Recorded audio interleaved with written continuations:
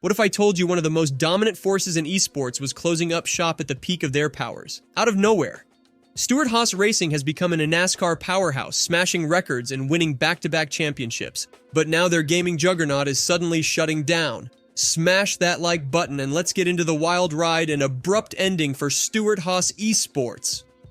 No doubt Stewart-Haas came blazing onto the eNASCAR scene just 2 years ago, instantly emerging as the alpha dogs of sim racing. And it wasn't by luck Tony Stewart lured the top up-and-coming esports phenom Dylan Duval to spearhead his new operation. We're talking about a future Hall of Famer here, folks. This kid can drive, winning dozens of races and championships across every virtual racing league out there. So landing Duval was a monster power move by Stewart, and it immediately paid dividends. Because just months after forming, Stewart-Haas Gaming dominated the NASCAR Heat Pro League Finals, grabbing the first trophy in league history. Stewart-Haas doubled down heading into 2022, signing another younger racing stud named Steven Wilson to replace Duval's teammate Graham Boland. Again, absolute grand slam by Tony Stewart and company. By the time the 2023 playoffs rolled around, Stewart-Haas eSports had emerged as heavy favorites to capture another title. Could Dylan Duval cement himself as the undisputed king of e-racing with a second straight crown? You bet your tailpipe he could. Duval dropped the hammer when it mattered most, sweeping through the elimination rounds and then dominating the Championship 4 race at Homestead to secure back-to-back titles. At this point, Stewart-Haas had truly conquered the NASCAR realm. I mean, who else could stand in their way now, right? The two most talented gamers around, delivering podium finishes every week like clockwork. This juggernaut didn't seem to be slowing down, which makes last week's news so astonishing. Out of nowhere, Tony Stewart drops this Twitter news: Stewart-Haas eSports was shutting down. No warning, no transition period, just boom, the plug is pulled on this absolute powerhouse team. On the heels of 2 titles in 3 years with their 28-year-old superstar Dylan Duval seemingly locked in for a three-peat in 2024, poised to further dominate sim racing and shatter records. And it's all coming to a screeching halt as Stewart-Haas waves goodbye to esports forever. Now, why would they walk away?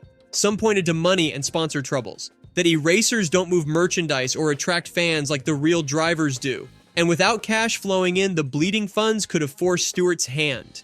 Makes sense on the surface, maybe? But the cynics in the garage had a slightly different take. They see it as Stewart-Haas unwilling to dump any more resources into their gaming team without substantial financial returns. With so much actual money needed to compete on the real NASCAR circuits, funding a money pit esports operation is the first line to get axed when tightening the purse strings. And you know, times are tough in the racing economy nowadays. Top teams like JGR have struggled signing and maintaining sponsors the last few years, and we've seen them and others trim parts of their organizations as a result. So I could see Tony Stewart facing similar realities, needing to control costs and divert that capital back to his on-track cup programs instead. Still though, even with possible money issues bubbling beneath the surface, closing down one of the most visible and successful pieces of your entire organization seems drastic no matter how you spin it. The only answer that makes sense to me has to do with Duval. Think about it, Dylan's contract was set to expire this year after 2023, and you know rival teams like JGR and Team Penske were drooling over possibly poaching the 2-time defending champion and face of NASCAR. My theory is Dell or Toyota or someone backing up the Brinks for Duval.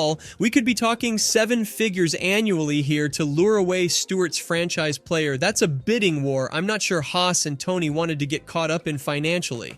So rather than sink big money into re-signing their star or competing in a market suddenly inflated by poachers, Stewart-Haas elected to fold up the shop entirely, allowing Duval to walk, Wilson to walk, rather than get sucked into the esports arms race. No matter the exact reasons this sim racing powerhouse came crashing down, one thing is clear: the abrupt shutdown sent shockwaves across the entire NASCAR world and left the reigning back-to-back champion driver Dylan Duval stunned and scrambling to figure out what comes next for his career.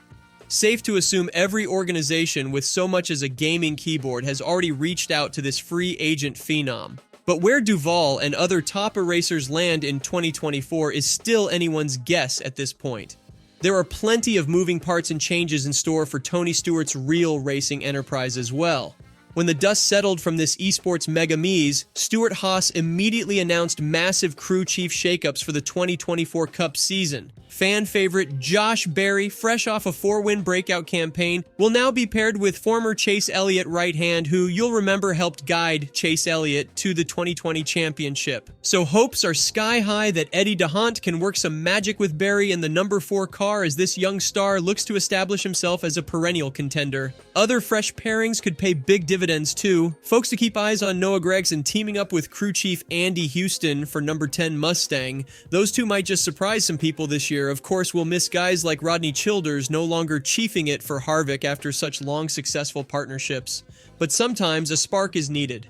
And with Stewart-Haas failing to advance a single car into the round of 8 these past 2 seasons, shuffling the deck was overdue to get this organization back on top.